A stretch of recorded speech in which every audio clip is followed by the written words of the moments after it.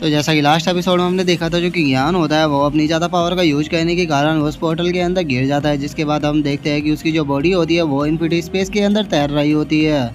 जिसके बाद अब हमारा जो व्यू होता है वो कीलियान माउंटेन के ऊपर आ जाता है, जहाँ पर कि हम देखते हैं कि एक झील होती है जिसके अंदर की काफ़ी सारी मछलियाँ भी तैर रही होती है। जिसके बाद हम वहाँ पर बैठे हुए एक ओल्ड मैन और एक छोटी सी लड़की को देखते हैं, और उस छोटी सी लड़की का नाम यानियो होता है। और अब जो यानियो होती है वो अपने ग्रैंडपा से बोलती है कि ग्रैंडपा, आज मैंने बहुत सारी मछलियों को पकड़ लिया है, तो इसीलिए हमें आज खाने की कोई भी चिंता नहीं होगी। जो सुनकर जो यानियो का ग्रैंडपा होता है वो यानियो से बोलता है कि यानियो, मैं जानता हूँ कि जो तुम्हारे ग्रैंडपा है वो पूरी तरह से यूजलेस है, क्योंकि हमारा जो भी खाना था वो सारा छीन लिया गया, और अब तुम्हारे ग्रैंडपा तुम्हारे लिए खाने का भी इंतजाम नहीं कर पाते। जो सुनकर अब जो यानियो होती है वो खुश होते हुए अपने ग्रैंडपा से बोलती है कि ग्रैंडपा, आपको टेंशन लेने की कोई भी जरूरत नहीं है, क्योंकि मैंने यहाँ पर काफ़ी सारी मछलियों को पकड़ा है, इन्हें हम बनाकर भी खाएंगे और उसी के साथ इनका सूप भी बना सकते हैं, और उसके बाद भी हम लोगों के पास में काफ़ी सारी मछलियाँ बच जाएगी, जिन्हें कि हम एक्सचेंज करके जो नूडल और राइस है उन्हें ले सकते हैं। और यानियो इतना बोली रही होती है, लेकिन तभी हम देखते हैं कि आसमान के अंदर काले बादल बनने लगते हैं, जिसके अंदर से हम एक पर्सन को नीचे गिरता हुआ देखते हैं, जिसे देखकर जो यानियो और उसके ग्रैंडपा होते हैं वो शौक होते हुए बोलते हैं कि आखिर अब ये क्या है। और यानियो के इतना बोलते के साथ ही हम देखते हैं कि वो जो बंदा होता है वो सीधे आकर झील में गिरता है, जिसे कि हम देख पाते हैं कि ये पर्सन कोई और नहीं बल्कि किंग यान होता है। और अब किंग यान के वहाँ पर गिरने के कारण हम देखते हैं कि वे जितनी भी मछलियाँ यानियो ने पकड़ी थी वे सभी वापस तालाब में चली जाती है। जो देखकर अब जो यानियो होती है वो बहुत ज़्यादा परेशान हो जाती है, और वो अपनी मछलियों को पकड़ने के लिए भागने लगती है, और वो भागते हुए बोलती है कि नहीं नहीं, मेरी फिश दोबारा से पानी में चली गई। जो देखकर उसके ग्रैंडपा उसे रोकते हुए बोलते हैं कि वहाँ मत जाओ, ये जो झील है ये बहुत ज़्यादा गहरी है, और अगर तुम वहाँ पर गई तो हो सकता है कि तुम्हें चोट लग जाए। जिसके बाद हम देखते हैं कि जो किंग यान होता है वो उस पानी के अंदर बेहोश पड़ा होता है, जिसे देखकर जो यानियो के ग्रैंडपा होते हैं वो देखकर शौक होते हुए बोलते हैं कि ये तो एक ह्यूमन है, लेकिन आखिर ये आसमान से यहाँ पर क्यों गिरा। जो सुनकर हम देखते हैं कि जो यानियो होती है वो रोने लगती है, और वो रोते हुए बोलती है कि ग्रैंडपा, ये बुरा पर्सन है, आप इसकी मदद करने के लिए मत जाओ, क्योंकि इसकी वजह से जो मेरी मछलियाँ थी वे दोबारा से पानी के अंदर चली गई। जो सुनकर जो यानियो के ग्रैंडपा होते हैं वो यानियो को डांटते हुए उससे बोलते हैं कि यानियो, तुम ये किस तरह की बातें कर रही हो, मछलियों को तुम दोबारा भी पकड़ सकती हो, लेकिन अगर हमने इस पर्सन की जान नहीं बचाई तो ये यहाँ पर मारा जाएगा, तो इसीलिए इसे यहाँ से निकालने में मेरी मदद करो। जो सुनकर जो यानियो होती है वो गुस्से में अपने ग्रैंडपा से बोलती है कि मैंने इतनी मुश्किल से उन सभी मछलियों को पकड़ा था जिनसे कि हमारा खाने का इंतजाम हो सकता था, लेकिन वे इसकी वजह से चली गई, तो मैं इसकी मदद बिल्कुल भी नहीं करने वाली, क्योंकि ये एक बुरा पर्सन है। और यानियो के इतना बोलते के साथ ही अब हम थोड़ी देर बाद का सीन देखते हैं, जहाँ पर कि वे लोग कुछ बना रहे होते हैं। अब जो किंग यान होता है वो भी धीरे धीरे कर अपनी आंखों को खोलने लगता है, और वो जैसे अपनी आंखों को खोलता है वो इस जगह को देखकर परेशान होते हैं, बोलते हैं कि आखिर ये कौन सी जगह है। जो सुनकर अब जो ग्रैंडपा होते हैं वो किंग यान को एक सूप का कप देते हुए उसे बोलते हैं कि फाइनली तुम उठ गए, तो चलो इस सूप को पी लो, इसे पीने के बाद तुम्हें थोड़ी गर्माहट महसूस होगी। जो सुनकर जो किंग यान होता है वो भी उस सूप को ले लेता है, और वो सूप को लेने के बाद उस ओल्ड मैन से बोलता है कि ओल्ड मैन, क्या तुमने ही मेरी यहाँ पर जान बचाई है। जो सुनकर जो ग्रैंडपा होते हैं वो किंग यान को मना करते हुए उसे बोलते हैं कि नहीं नहीं, मैंने तुम्हारी जान नहीं बचाई, तुम आसमान से आकर सीधे रिवर के अंदर गिरे थे, बस मैं तो तुम्हें वहाँ से निकाल कर यहाँ पर लाया हूँ। और वो इतना बोल ही रहे होते हैं, लेकिन तभी हम देखते हैं कि जो यानियो होती है वो वहाँ पर आ जाती है, और वो वहाँ पर आने के बाद गुस्से में चिल्लाते हुए अपने ग्रैंडपा से बोलती है कि ग्रैंडपा, हमारे पास आखिरी मछली बची हुई थी, आखिर आपने उसका सूप बनाकर इसे क्यों दे दिया। जो सुनकर किंग यान भी थोड़ा शौक होते हुए बोलता है कि क्या आखिरी मछली।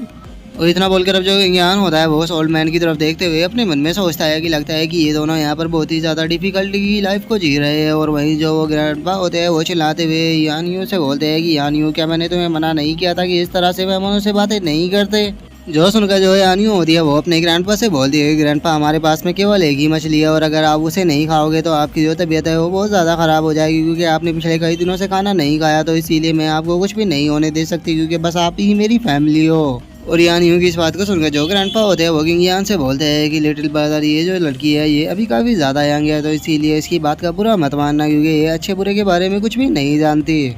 जो सुनकर जो किंग यान होता है वो सूप के कप को नीचे रखते हुए बोलता है कि इस लिटिल गर्ल को बस यहाँ पर मछली ही तो चाहिए, ये कोई बड़ी डील नहीं है, इसके लिए मैं मछलियों को पकड़ कर ला सकता हूँ। जो सुनकर जो यानियो होती है वो मुंह फुलाते हुए किंग यान से बोलती है कि तुम्हें देखो तो तुम कितने ज़्यादा कमज़ोर हो, और तुम्हें लगता है कि तुम यहाँ पर मछली पकड़ सकते हो। मुझे लगता है कि अगर तुम मछली पकड़ने गए तो तुम वहीं पर ही गिर कर मर जाओगे।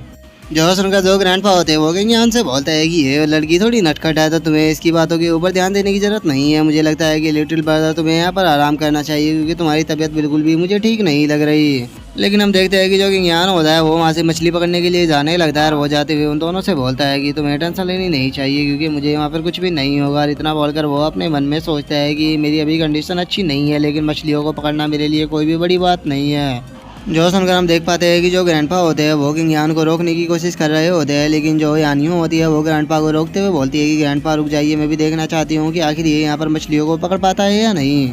और उसके इतना बोलते के साथ ही हम किंग को देखते हैं जो कि अपने फिंगर के अंदर एक स्पेल को बना लेता है और उस स्पेल को बनाने के बाद वो उसे सीधे पानी के अंदर मार देता है। और जैसे किंग का वो स्पेल पानी के अंदर जाता है हम देखते हैं कि सारी मछलियाँ पानी से बाहर आने लगती है। और अब हम देख पाते हैं कि मछलियों का बाहर ढूंढ लग चुका होता है, जिसे देखकर जो ग्रैंडपा और यानियो होते हैं वो दोनों बहुत ही ज़्यादा शौक हो जाते हैं और वे शौक होकर चिल्लाते हुए बोलते हैं आखिर ऐसा पॉसिबल भी कैसे है, तुम इतनी आसानी से इतनी सारी मछलियाँ को कैसे पकड़ सकते हो। तभी जो ग्रैंडपा होते हैं वो शौक होते हुए बोलते हैं कि ये कल्टीवेशन का मेथड है। जो सुनकर अब जो किंग होता है वो यानियों से बोलता है कि अब तुम किसका इंतजार कर रही हो, जल्दी से इन सभी मछलियों को पकड़कर बैग के अंदर डालो, इससे पहले कि ये दोबारा से पानी के अंदर चली जाए। लेकिन हम देखते हैं कि जो यानियों होती है वो तो किंग की इस ट्रिक को देखकर बहुत ज़्यादा शौक हो चुकी होती है और वो शौक होते हुए बोलती है कि मैं जानना चाहती हूँ कि तुमने ये कैसे किया। जो सुनकर अब जो ग्रैंडपा होते हैं वो किंग की तरफ देखते हुए उसे बोलते हैं कि लिटिल ब्रदर अगर मैं गलत नहीं हूँ तो तुम मून रियलम के कल्टीवेटर हो ना। और गाइस यहाँ पर मैं आप लोगों को बता देना चाहता हूँ कि जो मून रियलम होता है वो बहुत ही ज़्यादा छोटा रियलम है और वहीं अगर किंग की बात की जाए तो वो मून रियलम से कम 100 गुना ज़्यादा पावरफुल है।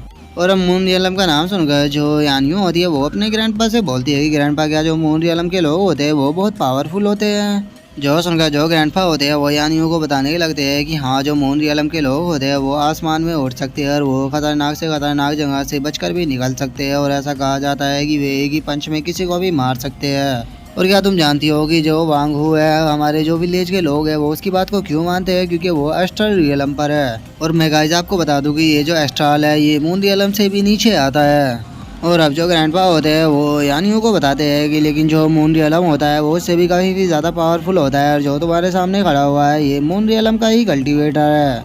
जो सुनकर अब जो यानियों होती है वो भी बहुत ही ज़्यादा शौक हो जाती है और वो शौक होते हुए बोलती है कि क्या ये सच में वांग हू को हरा सकता है, इसका मतलब ये तो बहुत ज़्यादा पावरफुल है। और इतना बोलकर अब जो यानियों होती है वो किंग की तरफ देखते हुए अपने मन में सोचने लगती है कि अगर मैं इसे अपने साथ विलेज में ले गई और इसने मुझे सपोर्ट किया तो उसके बाद कोई भी मुझे विलेज के अंदर बुली नहीं कर पाएगा। और उन लोगों की अब इस तरह की बातों को सुनकर जो इम्तिहान होता है वो उन लोगों को समझाते हुए उन लोगों से बोलता है कि ओल्ड मैन और मिस यानियों मैं आप लोगों को बता देना चाहता हूँ कि मैं एक कल्टीवेटर तो हूँ लेकिन मैं मून रियलम। और इससे आगे की वो कुछ बोल पाता वो जो ओल्ड मैन होता है वो हंसने लगता है और वो हंसते हुए बोलता है कि लिटिल ब्रदर मैं जानता हूँ कि तुम अपनी स्ट्रेंथ को मुझसे छुपाना चाहते हो, लेकिन इस ओल्ड मैन को भी थोड़ी कल्टीवेशन की नॉलेज है, इसीलिए मैंने इस चीज़ के बारे में पता लगा लिया। तुमने जिस तरह से केवल अपनी एक फिंगर का यूज कर पानी के अंदर जो मछलियाँ थी उन्हें बाहर निकाला था, मैं उससे ही समझ गया था कि तुम मून रियलम के स्ट्रॉन्ग कल्टीवेटर हो।